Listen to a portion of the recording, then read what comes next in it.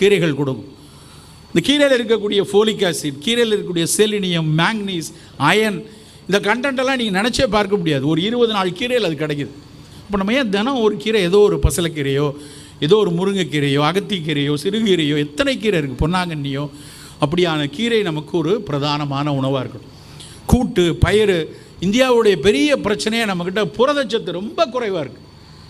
ஒவ்வொரு முறை நம்ம பல விளையாட்டு போட்டிகள் எல்லாம் பார்க்கும்போது அந்த எண்டுரன்ஸ்னு சொல்கிறோம் இல்லையா, அந்த எண்டுரன்ஸ் 1 மணி நேரம் ஃபுட்பாலில் ஓடுறதுக்கான முழு திறன் குறைவாக இருக்கிறதுன்னு பார்த்தா சிறு வயதுலேருந்தே நமக்கான புரதம் இல்லை.